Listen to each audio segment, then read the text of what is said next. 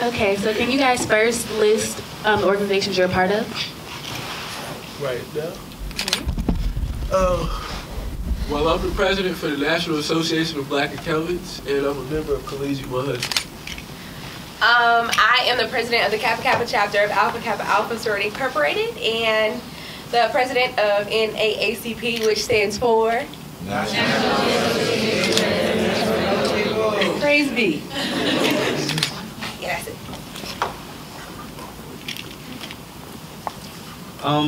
Have you guys ever felt that people kind of pressured you because of your ethnicity or expected more of you because of your ethnicity?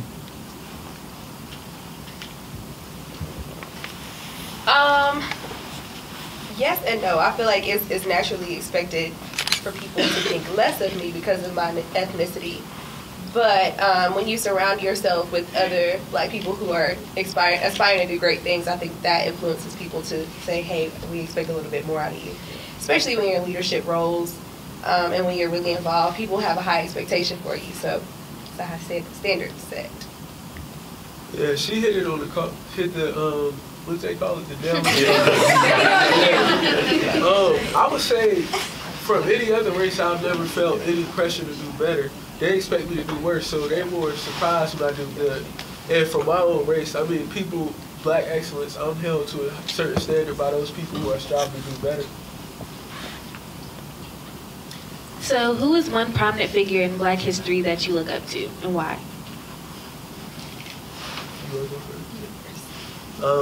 Malcolm X. I just like the whole Black Panther movement. Like I think the difference between now and then is they were calculated. Everything they did was, he wasn't afraid to talk. So he would say whatever was on his mind, but he also had a reason behind it. I don't know if she's necessarily a prominent figure, but Charlotte E. Ray, she's the first African-American lawyer, and she aspired to do great things. She was a civil rights activist and women's rights activist. And she stood for a lot of what I stand for, always pushing barriers and trying to take things to the next limit. She graduated from Howard University, their law school, and she was, like I said, the first Black attorney to practice any type of law, to defend in any kind of courts. So she aspires me to do things, because I do want to be a lawyer, and to stand up for things, because civil rights isn't a common type of law. People say, you know, you're not going to make any money doing that. And so she pushed those boundaries, and so I aspire to do the same thing. Okay, so everyone knows February is Black History Month. So how would you guys say you're becoming a part of Black history?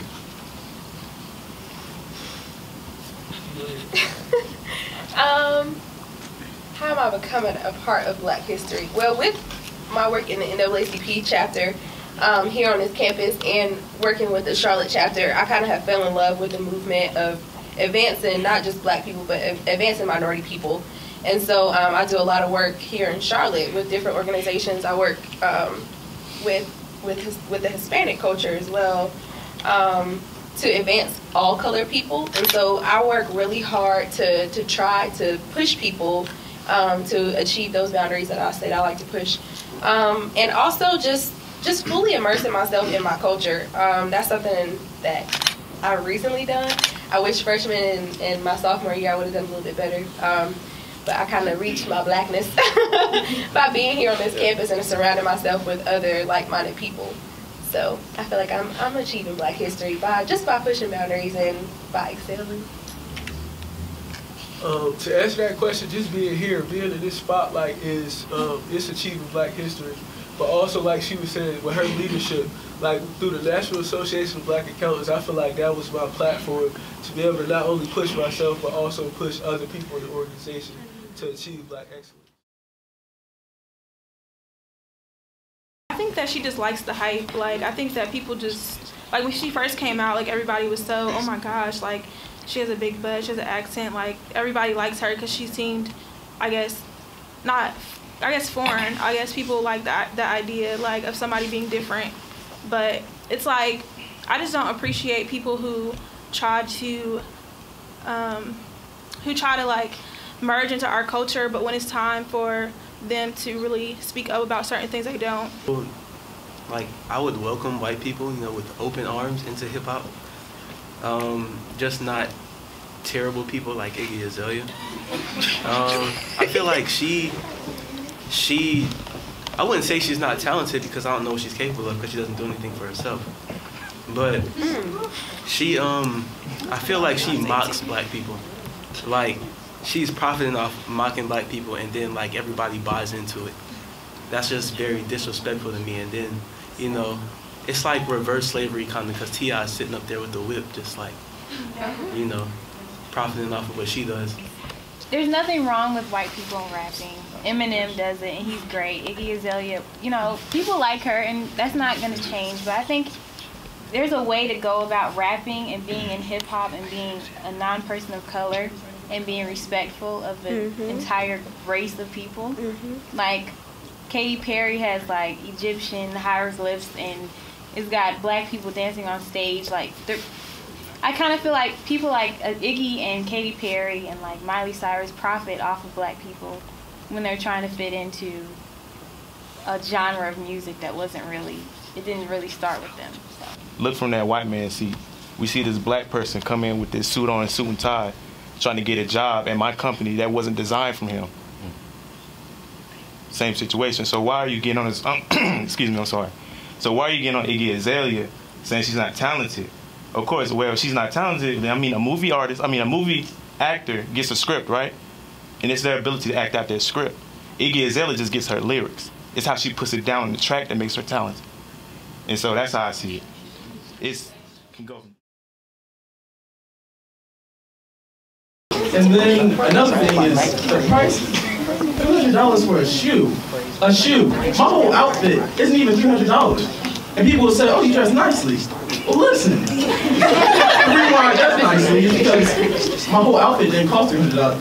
That Reebok, that Nike, that Adidas, Yeezy just came out. Weren't they $500? I would never. They connected blacks and hip hop culture with attire was with Adidas. So if they could do it before, I don't understand why it's an issue now.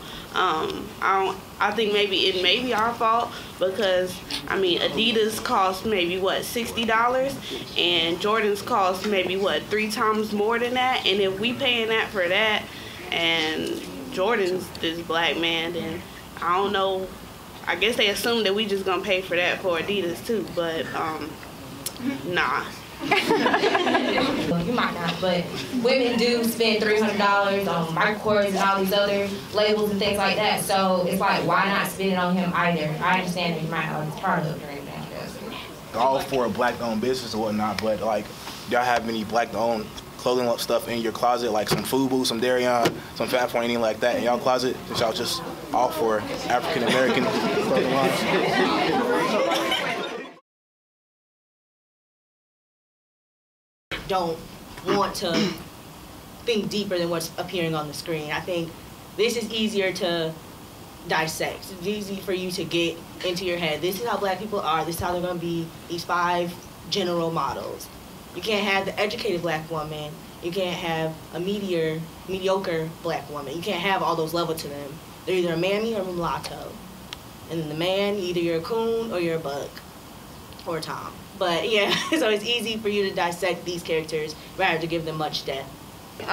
Well, with these, I don't know if it's intentional to show the stereotypes, but they show what's known or what you know, what's common to black people. So these are all common things, but they're funny. That's what they're meant for. They're meant for comic relief, not to show this is what the average black person's life is like. Because I don't live like any of these people, and I don't really have any of these types of people in my life. I think that they're just there for comic relief, and yes, they may do, you know, they probably do relate to some of the stereotypes of the coon and the mammy and, you know, all of those terms that you use. So I don't know if it's necessarily meant to be negative, but I can see how it can be portrayed as that way.